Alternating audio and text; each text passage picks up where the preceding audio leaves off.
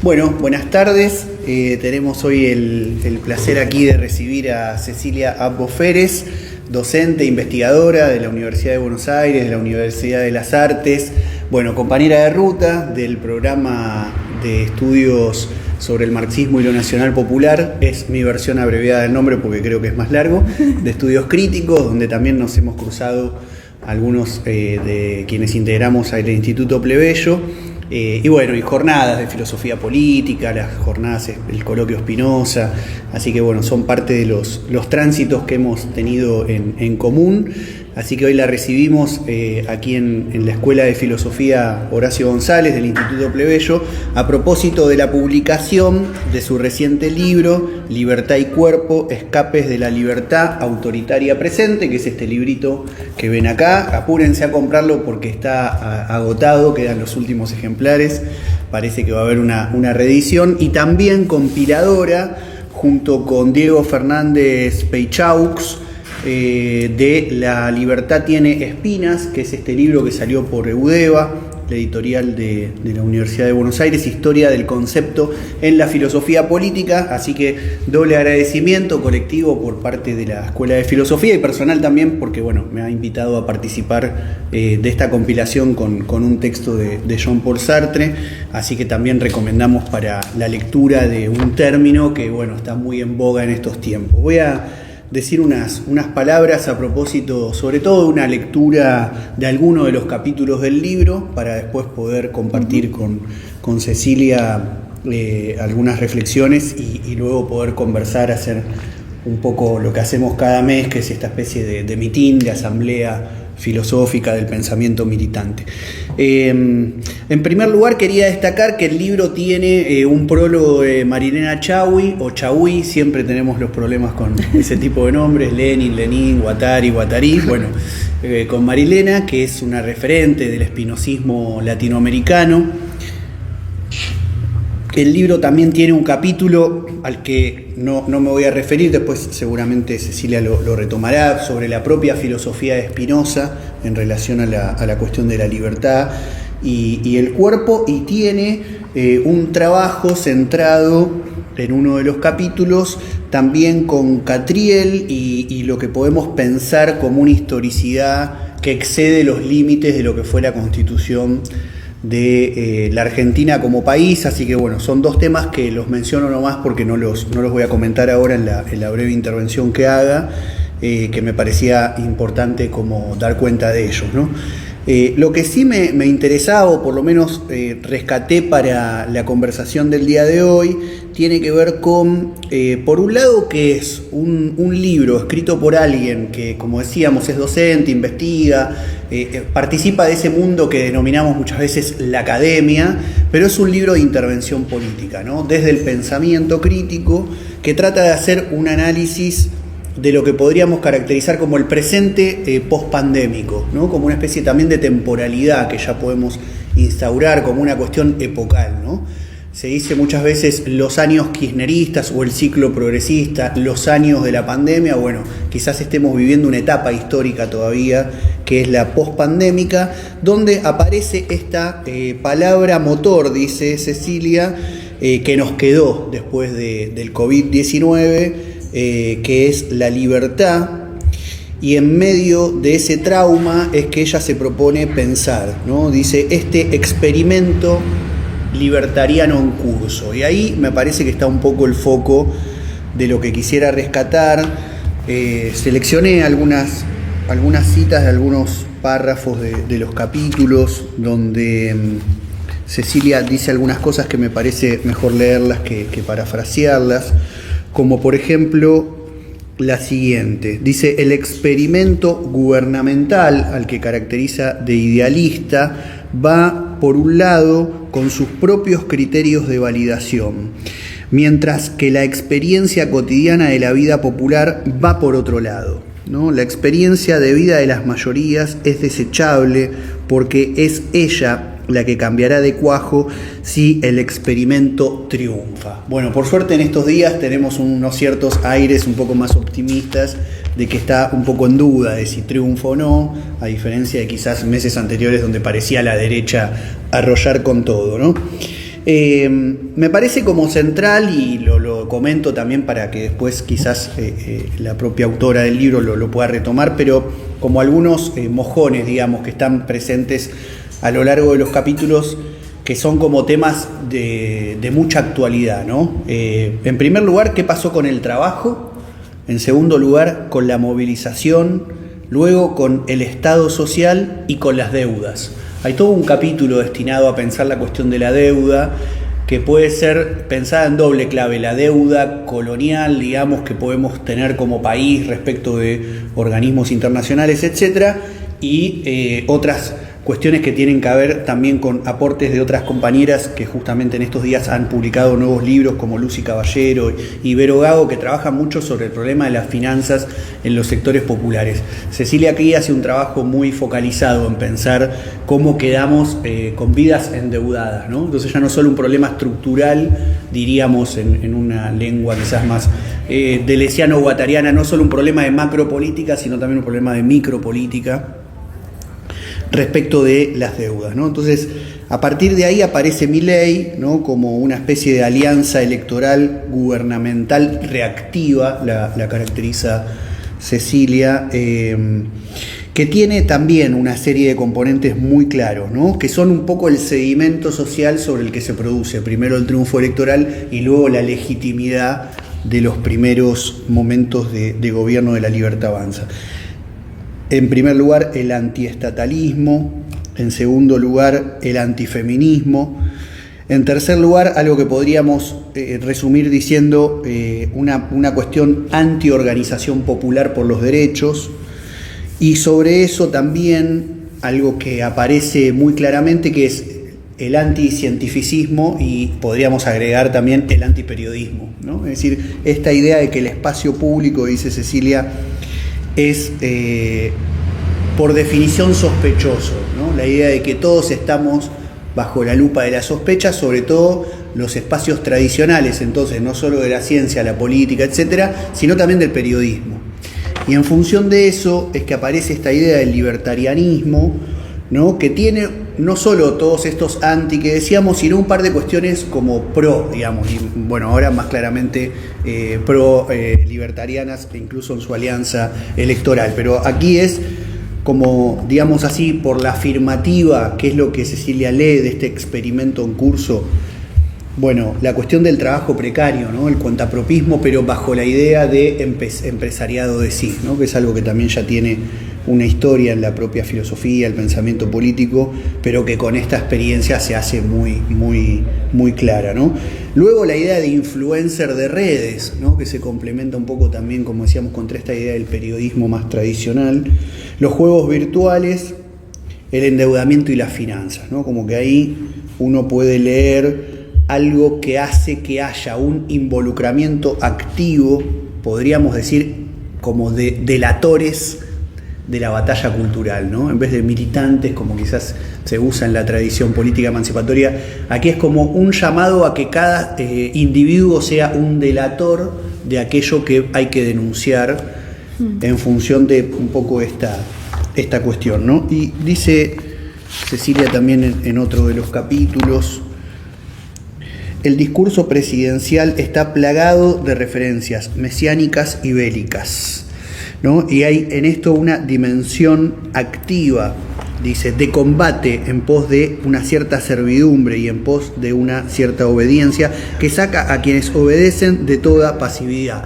Quizás aquí hay un elemento a pensar, ¿no?, que tiene que ver con una diferencia o un diferencial de otros momentos históricos, que es que esta derecha no se lee como víctima, ¿no?, sino como combatiente, y sus cuadros, sus combatientes, entonces, como soldados, como su guardia pretoriana. Bueno, esto no podemos leerlo sino también como parte de un relato teleológico que forma parte de esto de las referencias mesiánicas y bélicas, pero que logran, a diferencia de otros momentos históricos de las derechas, una gran permeabilidad en el mundo popular. Y a eso hay que poder prestarle atención. Subrayaría dos cosas más para no hacerlo muy extenso, pero bueno, quería como poder presentar un poco algunas cuestiones que están presentes en el libro y que me resonaron cuando hice la lectura. Por un lado, la cuestión de los cuidados, ¿no? Que tiene un capítulo específico sobre el tema, la relación con la libertad y ese abismo, dice Cecilia, que se abre entre los dos términos, entre libertad y cuidados, en función de una libertad individual, no una libertad colectiva, que es además una libertad sin derechos y donde aparece con claridad las ideas de poder y sacrificio, y una especie de situación epocal que la libertad es siempre una libertad de elegir variaciones de consumo, ¿no? Como algo que, bueno, también para dejarlo como pregunta ahí un poco que si podemos pensar como una época más de largo plazo donde también incluir al progresismo en eso de una libertad de elegir consumos y una libertad individual, quizás con derechos en el caso del progresismo, pero que no deja de ser una libertad individual de ciudadanos consumidores, ¿no? Quizás menos endeudados, pero bueno, nada, lo dejo como picando, hasta por ahí. Pero bueno, como dato interesante, ¿no? de esto, por lo menos que funcionó, digamos así, durante el primer año y medio. Ponemos en pausa la coyuntura, porque también los libros tratan de pensar un poco más allá de lo inmediato, ¿no? Dice, el mundo de las vanguardias de los libre emprendedores versus la vieja Argentina, ¿no? Me gustó mucho esta idea.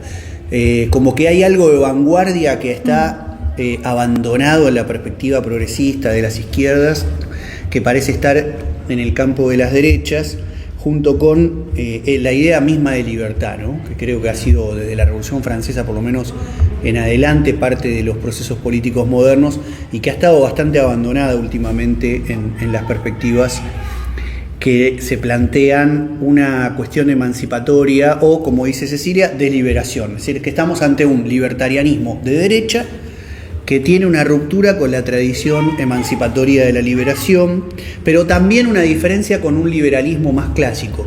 Esto también un poco lo dejo como inquietud, me interesa si tenés ganas de retomar, pero que no es ni el liberalismo, ni quizás el neoliberalismo tal como lo conocimos, por ejemplo, en relación al Estado y a la ciencia, ¿no? Es decir, tenemos un presidente que se ha convertido al judaísmo, que hace referencias anticientíficas y una especie de comando gubernamental, dice Cecilia, que desde el Estado va contra el Estado, ¿no? Una especie de guerra del gobierno contra el Estado. Cuando nosotros sabemos muy bien que las propias burguesías con sus ideas liberales han tenido en el Estado un instrumento central. Sí. Pero aquí hay un debilitamiento del Estado por derecha, en el sentido de que se debilita el Estado social, no el aparato represivo, claramente, pero no es en función de una participación comunitaria, sino de, como lo dice también por ahí Cecilia, de manera muy clara, una competencia desregulada entre desiguales, ¿no? Eso me pareció como también una frase que me subrayé muy emblemática, ¿no? Para pensar esta vida de emprendedores endeudados, que pensamos que tenemos la libertad de hacer lo que queremos, pero después estamos todo el tiempo en un campo desregulado y desigual. Y bueno, por último me interesaba subrayar algo que quizás después en la conversación, en la parte más de asamblea del pensamiento, podemos retomar, que es algo que en el Instituto Plebeyo venimos trabajando, sobre todo con La Luna con Gatillo y la revista Resistencias, en el espacio de contraataque de periodismo popular, que es volver a discutir la cuestión de la violencia política. Y hay un capítulo dedicado especialmente a eso, así que lo dejo pendiente para la discusión. Nada más me interesaba remarcar el doble registro que hace Cecilia, que es que aparece una especie de borramiento o de exclusión del campo político, pero una proliferación en el campo social. Es decir, se le dice violencia a un montón de cosas en la vida social, pero no en la vida política, ¿no? Eso para destacar. Bueno, y para cerrar y ya darle la palabra a nuestra invitada del día de hoy, dos cuestiones que a mí me parecieron geniales del libro, centrales para la discusión que necesitamos, y uno es el problema de la fascinación con las derechas, tanto en la academia como en el periodismo, pero podríamos pensar también en la política, ¿no? Esto de una crítica a las derechas, pero una crítica que tiene una sospechosa fascinación por su enemigo, ¿no? Y la otra, la idea de o la importancia más bien de sostener ideas, y con esto sí cierro y les leo 2 líneas de una nota al pie en donde, pongo los anteojos porque la edad no llega sola, donde Cecilia dice lo siguiente: no hay manera para salir del embrollo que sostener ideas de protección, cuidado y pluralidad. El problema es cómo esas ideas se vuelven una crítica activa del presente y no un discurso conformista que convive sin problemas con la destrucción de las condiciones que hacen vivibles las vidas. Así que menos fascinación y más combate de ideas. Así que bueno, gracias Ceci por el libro y por venir a conversar con nosotros acá. No, gracias a vos, Mariano, gracias compañeros por la invitación. Bueno, un montón de cosas en lo que dijiste. Primero, gracias por la lectura, siempre es hermoso publicar, pero después la lectura te hace como repensar, ¿no? Lo que dijiste, te asombrás de que dijiste eso. Bueno, el libro, efectivamente, los dos venimos pensando hace mucho la libertad con varios grupos de investigación. Yo había sacado antes de la pandemia un ensayo que me había pedido María Pía López para la Universidad Nacional de General Sarmiento sobre la libertad, justo. Ese ensayo, después de la pandemia, para mí había cambiado mucho el registro de qué se podía pensar de la libertad antes y después, no solo por la pandemia, sino por la irrupción de Milei, digamos, como protagonista del campo político argentino, hablando en términos de libertad. Bueno, ese libro fue el primero me parecía que estaba escrito en condiciones muy extrañas, porque estábamos todos encerrados y yo escribía sobre la libertad. Escribí sobre 2 cosas ahí, sobre los femicidios y sobre la libertad, ¿no? Era como una especie de claustrofobia también. Y yo ponía mucho el énfasis en ese primer texto en la libertad como desobediencia, ¿no? O sea, como desobedecer. Ayer Eduardo Rinesi lo traía en otro texto sobre Emilia de Ípola. La idea esta de libertad de decir que no, ¿no? Poner un no. En algún sentido, la libertad como la posibilidad del sujeto de desmarcarse de lo que se espera, de lo previsible, pero también del entramado de la ley, del entramado de la norma. Bueno, ahí estaba muy puesto en la forma de la desobediencia, que es una libertad en la que nos sentimos muy alojados, ¿no?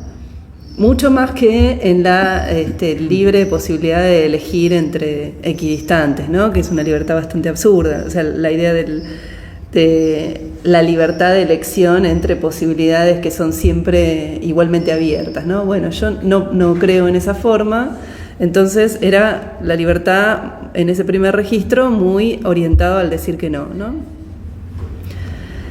Con la pandemia y con la irrupción del libertarianismo, hablando en términos de libertad, bueno, yo creo que hay un sacudón muy fuerte del término. El término claramente significa otra cosa, lo reivindican otros, porque es clarísimo que hablar de libertad, a mí me pasa mucho cuando le digo a gente que no conozco, no, escribo sobre la libertad, y yo siempre pienso que el otro está pensando que yo soy mileísta y que estoy escribiendo a favor. Entonces es muy difícil, porque inmediatamente como es leído desde el mileísmo, entiendo, ¿no?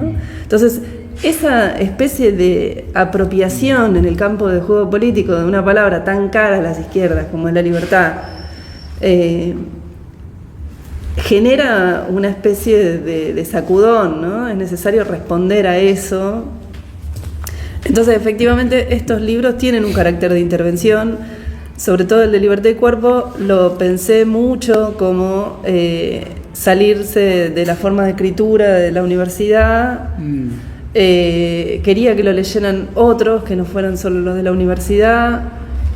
Quería ensayar formas de escribir, porque a mí me gusta mucho escribir, entonces quería como sentirme más libre para escribir, pero a la vez escribir sabiendo que teniendo las herramientas de la teoría política o de la filosofía política, que es lo que hago, o sea que hay algo ahí que, bueno, no es para nosotros indiferente que se apropien de la palabra libertad, ¿no? Es como te mojo la oreja, digamos. Es hermoso en algún sentido, ¿no? O sea, si no viviéramos acá y soportáramos todo esto, sería como, qué bueno que se puede hablar de libertad y que la libertad pasa a ser un concepto peleado y disputado y qué sé yo. Entonces sí hay una cosa con la intervención. Yo creo que el mileísmo es uno de los gobiernos más ideológicos que ha tenido la Argentina en el último tiempo. Es un gobierno absolutamente teórico, idealista, más allá de la incompetencia que muestran en la gestión y etcétera, etcétera. Creo que forma parte de una reconversión de las derechas que traen una biblioteca distinta, traen conceptos que están pensando en términos de batalla cultural, tienen un interés por expropiar términos. Eso a mí me parece muy interesante, o sea, que hablen en términos de batalla cultural, que hablen en términos de grandes palabras, que lo decíamos con Mariano antes, ¿no? Occidente y Oriente, choques de civilizaciones, en términos de la humanidad como especie, ¿no?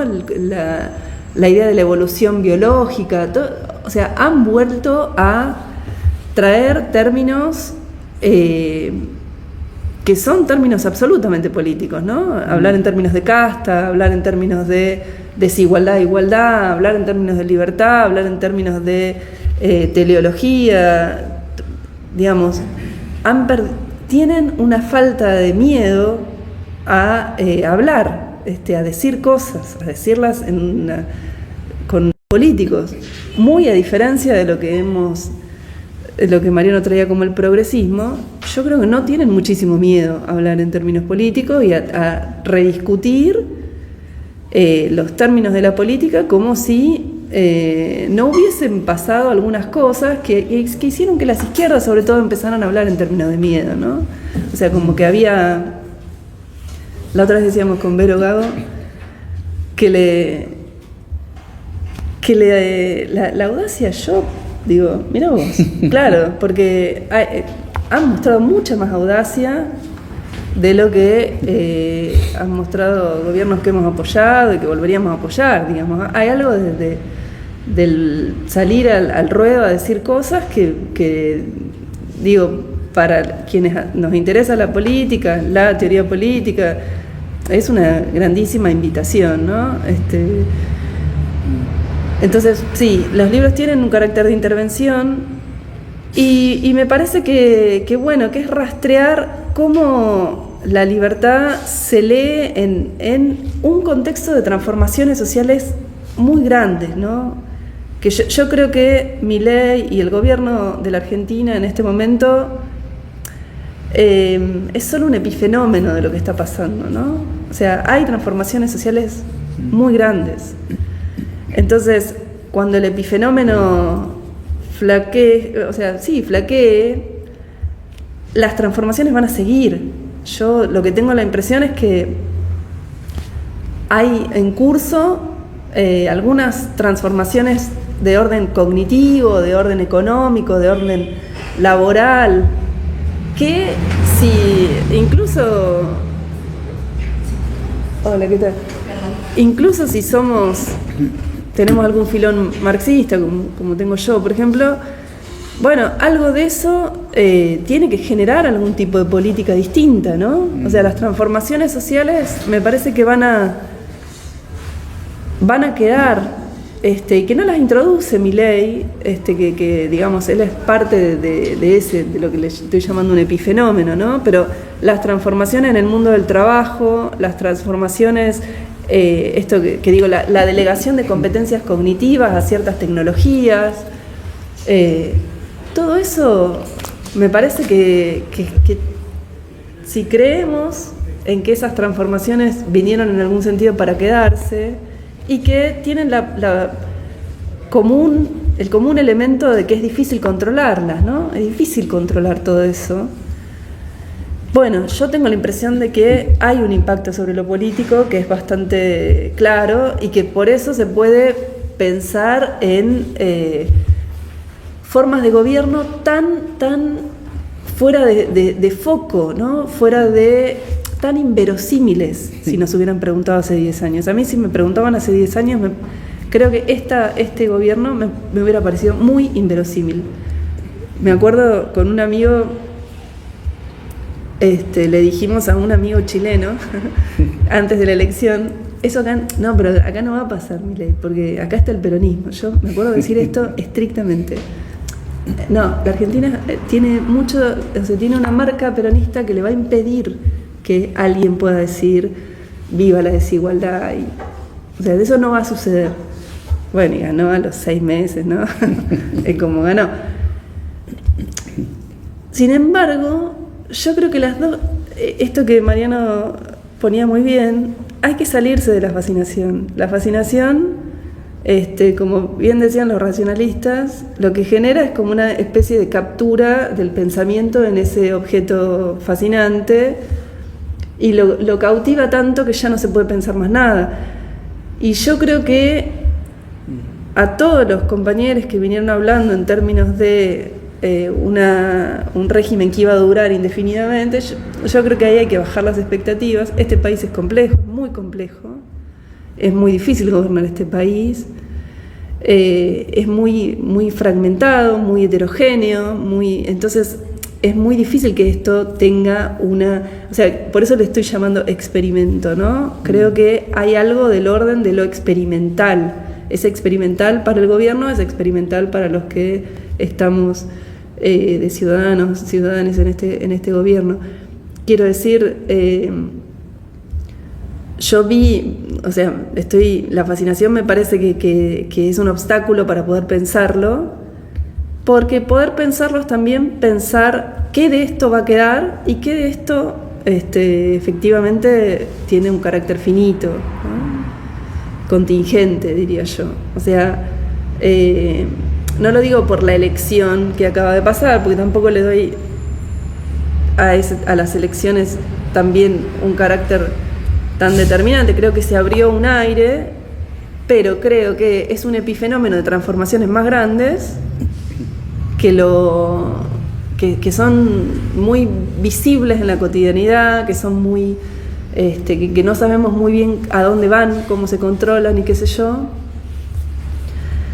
Pero sí creo que hay algo de lo que permitió la llegada de un gobierno así,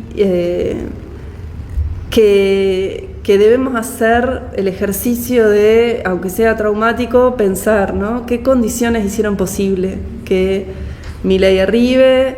¿Qué condiciones hicieron posible que haya una tolerancia de 1 año y 8 meses a lo que ha sido, ¿no? O sea, al nivel represivo que mostró, al nivel de celebración de la desigualdad que mostró, de celebración de la miserabilidad, diría, ¿no? Hay algo de eso que me parece que hay que poder pensar y no dar vuelta a la página como hacemos con la mayoría de las cosas que no nos gustan, ¿no? Tanto con la pandemia, que me parece que fue, o sea, esa es la hipótesis un poco del libro, que la pandemia fue como un caldo de cultivo de ideas de libertad, algunas de las cuales cuajan en esto, que también nadie la quiere pensar del todo, porque es como que ya está, nadie quiere volver a ponerse en ese lugar del encierro y de la claustrofobia y de la impotencia y qué sé yo, pero hay algo ahí que me parece que se coció y que todavía se cuece un poco. Y después los sentidos que articuló el gobierno después, ¿no? Que me parece que articuló con el antiestatalismo, que era muy presente, es muy presente en la historia de la Argentina. Yo no diría solo de las oligarquías, creo que hay un antiestatalismo bastante permeable y extendido. Una celebración de la desigualdad, quiero decir, tomar a la desigualdad como un activo político y reírse un poco de la pretensión de la igualdad, ¿no? O sea, pensar que toda declaración de búsqueda de igualdad es una declaración de ilusos, ingenuos o de progres que ya tienen condiciones como para seguir celebrando la igualdad y que no les importe, ¿no? No, total, no los va a involucrar. Creo que después anuda estas transformaciones laborales muy notorias, de emprendedurismo, de finanzas extendidas, no solo en gente adulta, sino en gente cada vez más joven, de deuda, de estado de vivir endeudades, ¿no? No de pagar una deuda, sino de reciclarlas indefinidamente, o sea, del estado de estar endeudado todo el tiempo. Me parece que tiene un carácter de movilización religiosa, que eso es muy novedoso, me parece, ¿no? Porque creo que tiene como esta cuestión muy mesiánica, muy articulada en términos de la teleología, esta idea de que no se resuelve todo acá, sino en estos días creo que él dijo que podía leer lo que estaba ocurriendo después de las elecciones porque era el principio de revelación, ¿no? Dijo esto, porque eso está en el principio de revelación. Y es muy extraño, digamos, no hay que ser muy racionalista para que eso resulte chocante, ¿no? Como que hay algo del orden de un presidente que trae mensajes que son trascendentes a la escena política y no solo trascendentes a la escena política, sino a las capacidades de entendimiento de cualquiera, porque traer un mensaje del orden de la revelación, ¿no? Sabemos bien qué ha sido la revelación para los racionalismos políticos. Bueno, era ese que se sentía elegido porque la revelación se le daba a él, ¿no? Entonces suponía esa especie de, no principio democrático, sino un principio muy jerárquico, o sea, es al cual le llega la revelación, ¿no? Ese es el que puede, como profeta, dar el mensaje a los demás. Pero el carácter profético que pone a jugar, a mí me parece muy novedoso y muy extraño al elemento democrático, ¿no? O sea, me parece muy extraño a las concepciones democráticas el elemento profético. Porque no es un nacionalismo, es otra cosa, ¿no? Yo, de hecho, no le ascribiría nacionalismo a este gobierno. Le ascribo un elemento profético, que es otra cosa, ¿no? Bueno, la relación de la libertad con el sacrificio, notoria, ¿no? Esto es el elaborar, lo peor ya pasó, ¿no? O sea, fue como un elaborar, una especie de sufrimiento que va a tener su rédito, o sea, en esa idea acumulativa, teleológica, en algún momento va a haber un rédito. El abismo con los cuidados, bueno, sin ninguna duda. Y algunas cosas que vos, Mariano, traes muy bien. Esta idea de lo bélico y de la sospecha, ¿no? De convertir a muchos que están, digamos, siendo adherentes al gobierno en alguien que tiene que delatar a cualquiera que se salga de una especie de marco de la obediencia estricta, ¿no? Que es, por ejemplo, delatar a los profesores que bajan línea, delatar a los que no permiten hacer paro, esa especie de introducción de un elemento de la sospecha también me parece un elemento extraño a el magma democrático, ¿no? Pienso en formas muy autoritarias, por ejemplo, no sé si vieron esas películas de ¿cómo era? La película en que había alguien que escuchaba el mundo de los otros, no me acuerdo cómo era. Sí, del otro lado, o algo así. Sí, era muy genial. Alguien que escuchaba las conversaciones de los otros un poco y llamaba a esa delación, ¿no? Siempre la idea de la delación es tremenda y me parece que hace a un montón de elementos que son difíciles de, como digo, meter dentro de un corsé democrático. O sea, yo creo que este gobierno, hablando de libertad, pone en juego otra idea de libertad que no necesariamente comulga con la democracia.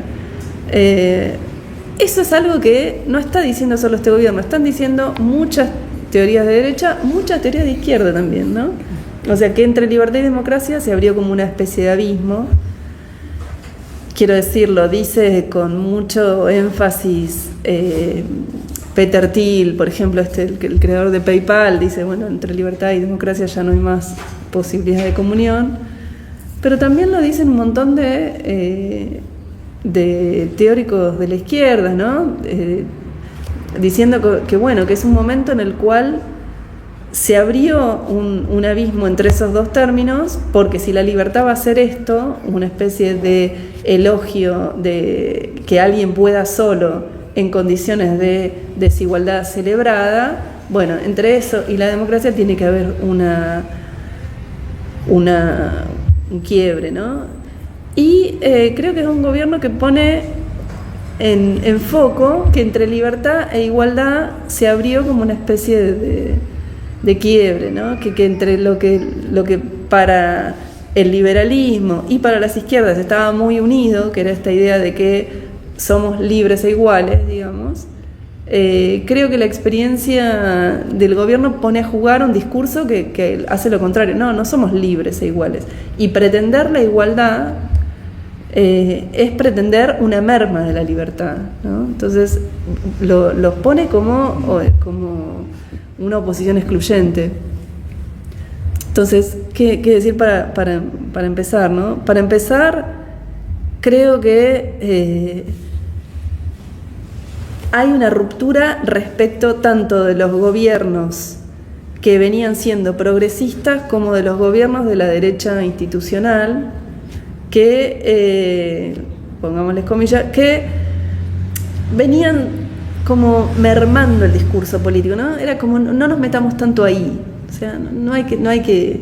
Yo creo que este es un gobierno que tiene una fuertísima intención de volver a poner a jugar los términos políticos, de hacer una batalla política, de hacer una batalla cultural, cree que se juega ahí.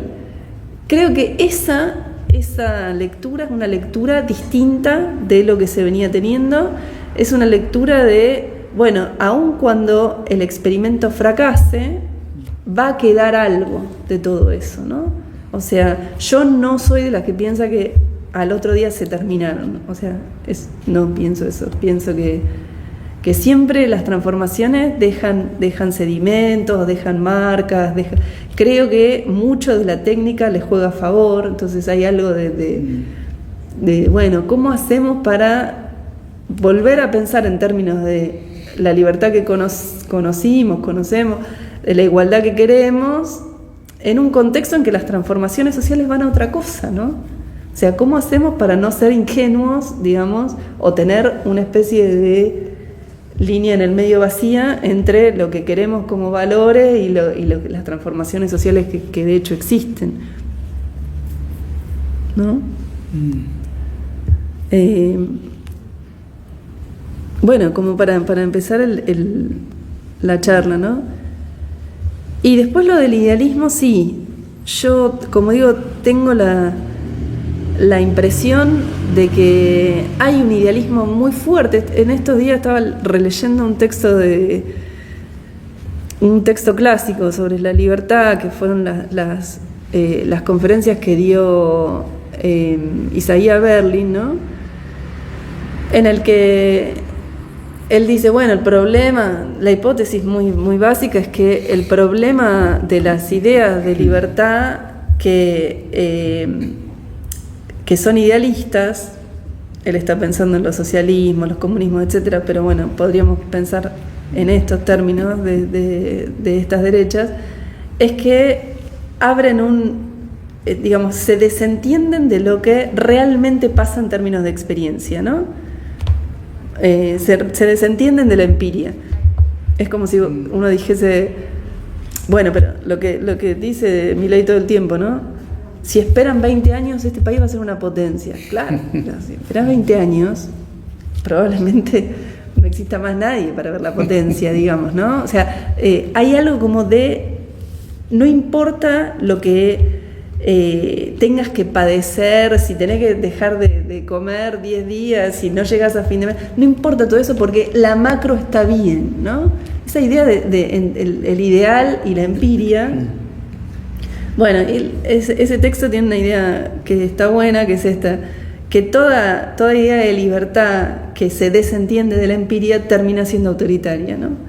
Y yo creo que eso que él lo dice, como digo, pensando en los comunismos, los socialismos, le podríamos sacar el contexto y decir, sí, yo creo fervientemente en eso. Las ideas de libertad que hacen como una especie de desentenderse de la experiencia concreta de las poblaciones, de las personas, qué sé yo, terminan siendo un idealismo respecto del cual esa empiria se desconsidera, no es relevante.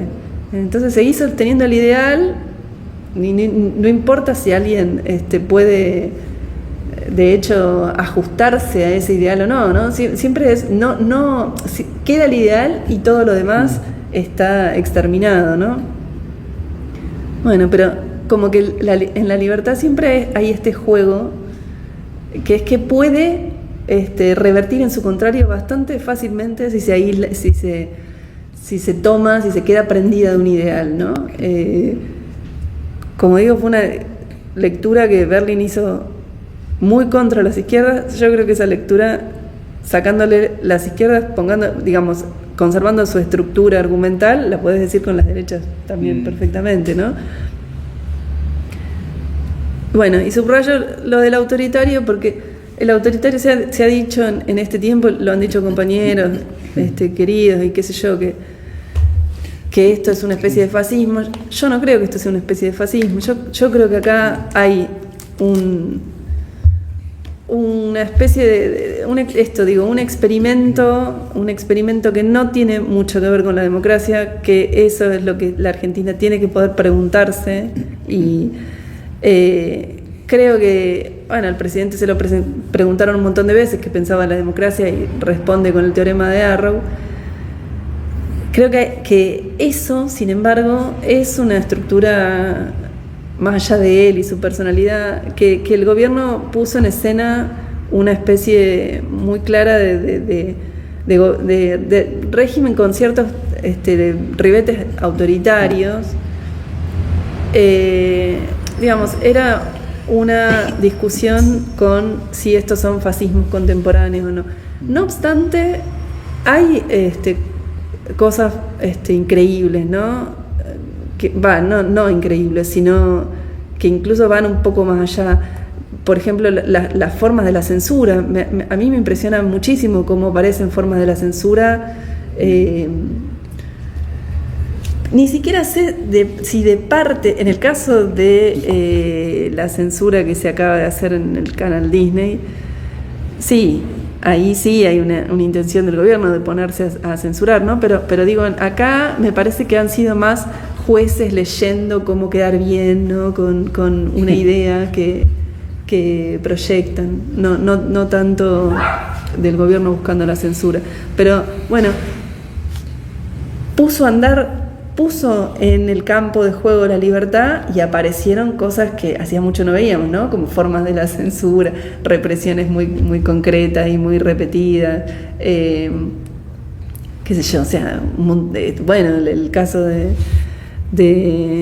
proscripciones políticas, o sea, la verdad que dijo libertad y salieron todos los otros elementos que lo desmienten bastante. Y es una forma, me parece, de poner en juego un concepto de libertad que se desentiende también del tema de los derechos. O sea, es una libertad que no se piensa en términos de derechos. Y eso también es una ruptura respecto de cómo es la forma moderna clásica de libertad, ¿no? Que tiene que ver con los derechos, al menos con los derechos subjetivos. O sea, cuando dice libertad, la derecha contemporánea no piensa en términos de derechos, piensa en términos de las capacidades, las habilidades del sujeto de sostenerse a sí mismo sin ayuda, ¿no? Y ese es el elogio. O sea, es una idea de libertad muy encastrada con una idea del individualismo bastante ilusa, ¿no? Porque no es una idea de individualismo o de individuo sin lazo social, o sea, nada lo sostiene y no sostiene a nadie, digamos, ¿no? Entonces yo creo que por eso también los feminismos le caen horrible, porque claro, estás pensando una idea de individuo completamente distinta, o sea, toda la idea de la vulnerabilidad, de los cuidados, de pensar las redes, o sea, es una idea de individuo completamente distinta, y acá se celebra, digamos, el individuo que no tiene ni a quién proteger ni ser protegido, ¿no? Y entonces esa celebración de una idea tan precarísima de individualidad, precarísima porque digo, ni el siglo XIX está pensando en esa idea de individualidad, ¿no? O sea, cero relación social para pensar al individuo. A mí lo que siempre me genera una incógnita es cómo eso cuajó en un montón de nosotros, que vos sabés qué lazos te sostienen y a cuáles sostenés. O sea, que pensamos nuestra vida cotidiana en términos de lazo, ¿no? Entonces, ¿cómo cuajó una idea tan precaria de libertad y de individualidad como esta? Eso me impresiona mucho.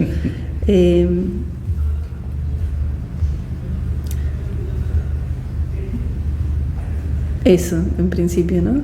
Diría.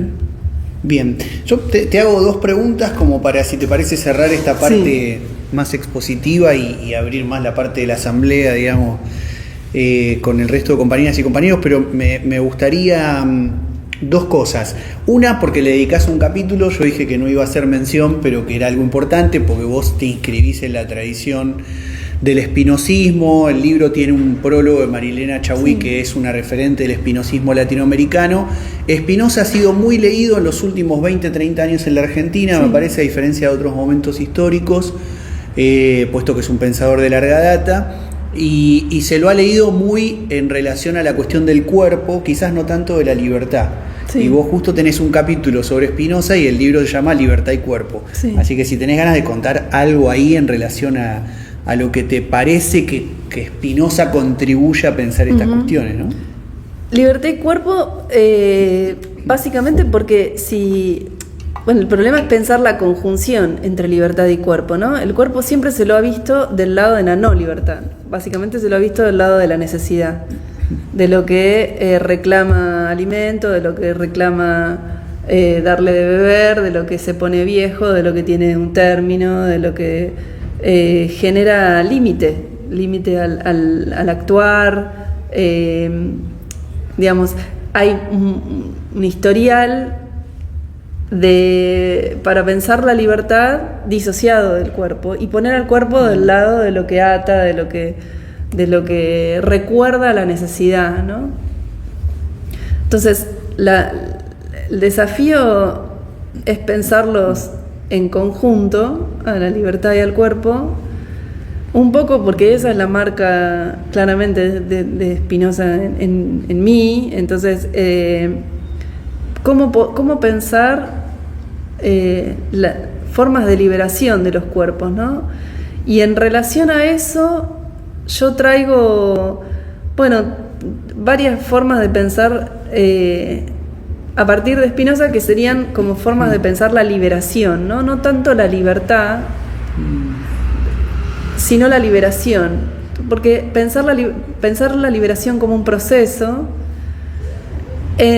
cambia el método, ¿no? Lo primero que hay que pensar es de qué liberarse. Bueno, o sea, se pone no tanto un ideal y una definición de libertad, sino que se pone aquello, como primera instancia, aquello respecto de lo cual queremos liberarnos, ¿no? Por ejemplo, querer liberarse de formas del servilismo, querer liberarse de formas del aceleracionismo, que es otro trabajo, querer liberarse de ciertas dependencias de dispositivos, o sea, poner al cuerpo como aquello que da ciertas pistas respecto de qué significan procesos de liberación y qué está puesto bajo la palabra de libertad, pero que en realidad son mayores servilismos, ¿no? O sea, como si los cuerpos tuviesen algunas formas de una comprensión no cognitiva, comprensión en otros registros, que permitan como dar pistas de qué significa un proceso de liberación y qué significa otra cosa, ¿no? Bajo la misma idea de libertad.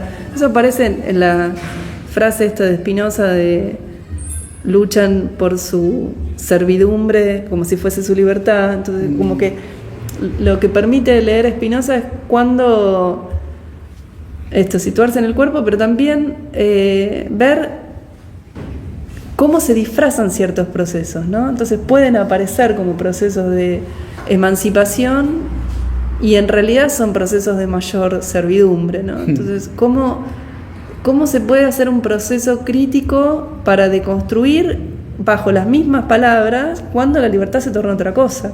Cuando se torna forma de pilar del dominio, cuando se torna formas del autodominio, cuando se torna esa palabra que en realidad moviliza para buscar mayores servidumbres. O sea, ¿cómo poder reconvertir, esclarecer? No, esclarecer es feo porque parece muy del iluminismo, ¿no? Pero cómo deconstruir procesos que bajo la palabra libertad en realidad significan todo lo contrario.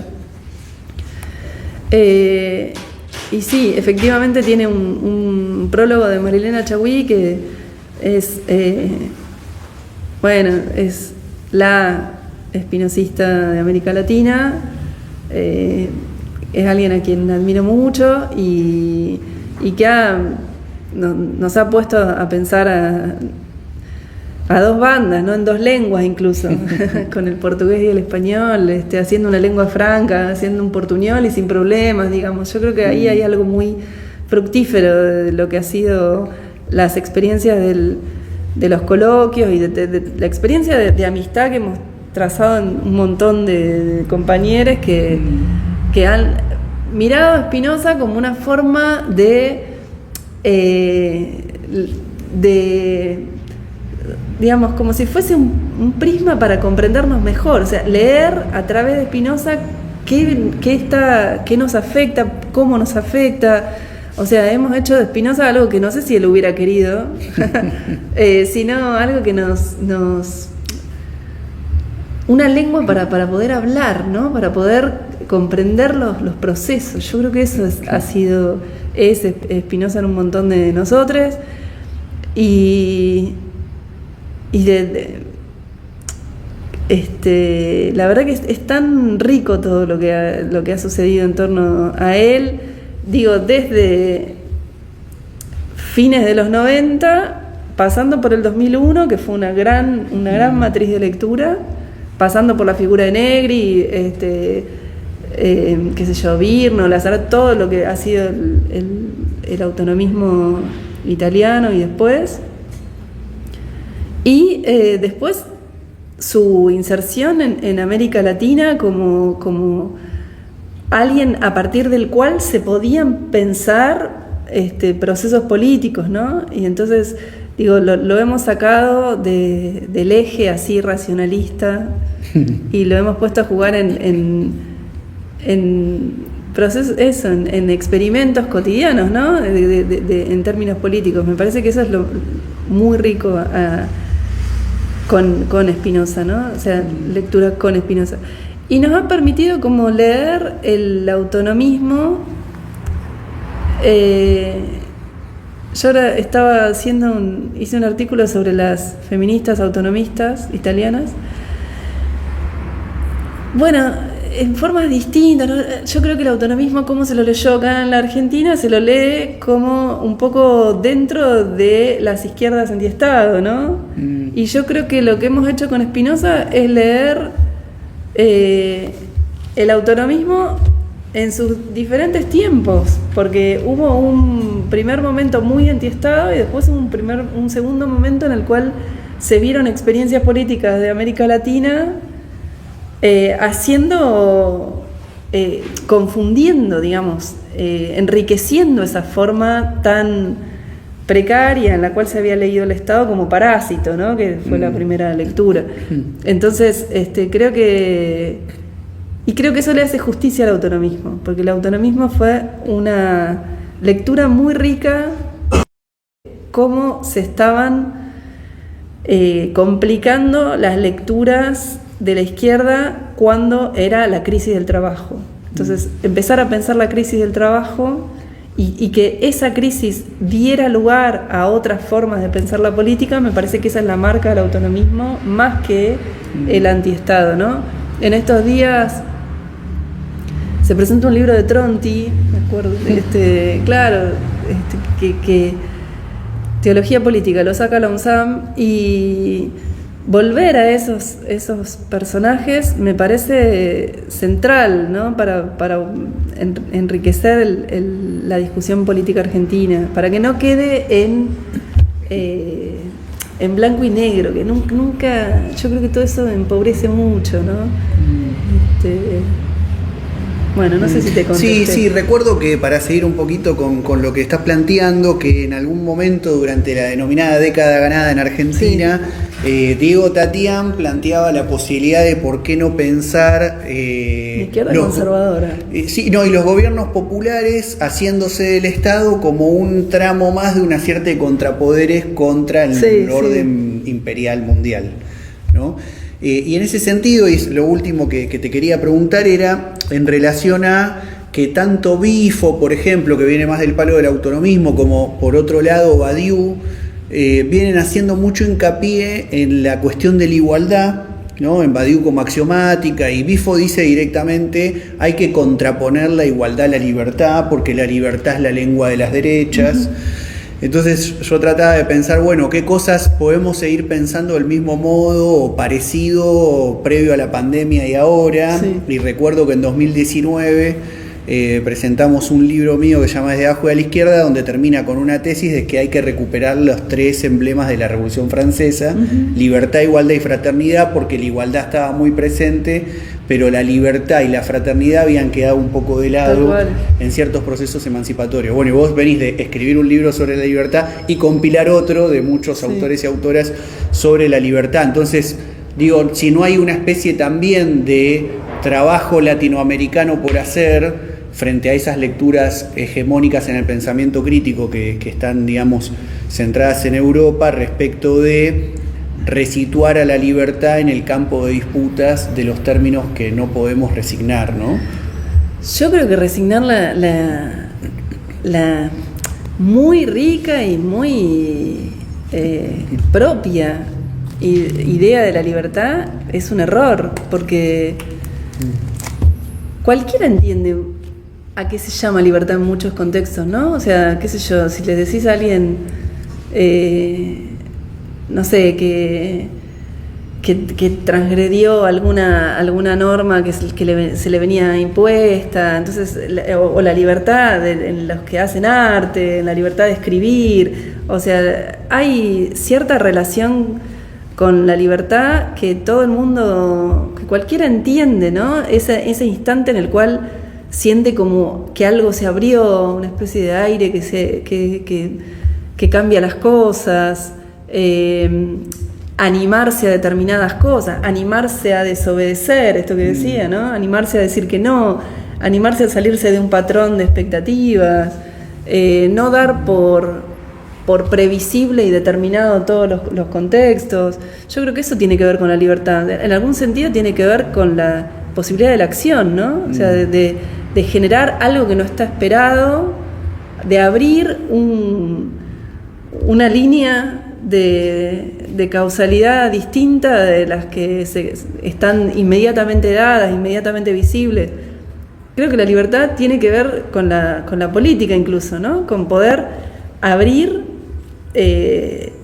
algo del orden de lo imprevisible, de lo indeterminado, de lo que probablemente, si tuviésemos a lo Spinoza, ¿no? Si tuviésemos una mirada del infinito de los infinitos, claro que estaba determinado, pero desde nuestra perspectiva eso es imposible decir. Entonces, poder abrir una situación, desplegarla en contingencias que no están inmediatamente dadas, para mí tiene que ver con la libertad, y eso nunca hay que resignar esas palabras. Sí creo que parte de la tarea es esto, darle genealogías, ¿no? Esto que decía de la pregunta de cómo se la pudo reducir tanto y que eso fuese tomado por otros, ¿no? Pero me parece que lo que está perdida es la conexión entre libertad e igualdad, y eso también es parte de la tarea, o sea, reponer esa relación. En eso, para mí el libertarianismo es distinto del liberalismo. El liberalismo, al menos como forma política teórica, no como ha sido el liberalismo en la Argentina, que tiene muchísimo que ver con la guerra, con la construcción del Estado, con la construcción de un Estado, quiero decir, que trazaba muy bien la frontera en quién está dentro y quién está afuera, sino en la forma clásica del liberalismo.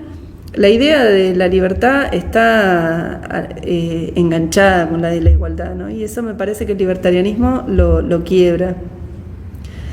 Pero desde las izquierdas es difícil, ¿no? Plantear, o sea, cómo volver a plantear ese nudo, ¿no? Y es cierto que en un contexto como este, lo que hay que volver a poder pensar es, bueno, ¿qué tipo de igualdad? O sea, ¿qué igualdad de quiénes? ¿Igualdad cómo, no?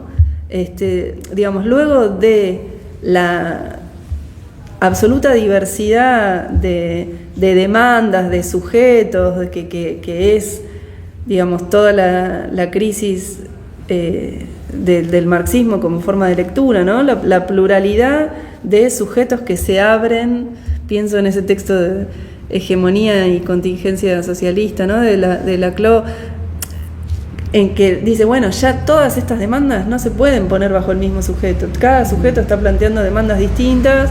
Bueno, entonces a lo sumo lo que se puede pensar es una articulación.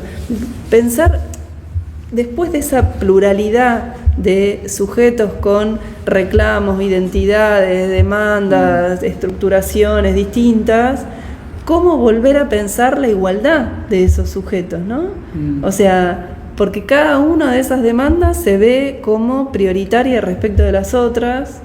Entonces, ¿cómo volver a tejer la igualdad dentro de una fragmentación tan clara de lo político como es la fragmentación contemporánea, ¿no? Yo creo que eso es algo que es muy difícil de pensar. O sea, incluso lo que se está diciendo acá mucho de la unidad de las luchas, bueno, yo creo que esos son escenarios, ¿no? Volver a pensar que lo político no es hablar desde una posición identitaria, sino que es poder también tomar la posición del otro, o sea, alojar la posición del otro. O sea, que la política es más que hablar por mí, o sea, es tratar de entender las posiciones de los demás. Entonces, en eso, ¿cómo poder pensar esa multiplicidad de puntos de vista desde cierta igualdad, ¿no? Eso me parece como el quilombo de la época, ¿no? Para decirlo medio... Bien. Bueno, muchas gracias. No, gracias a ustedes.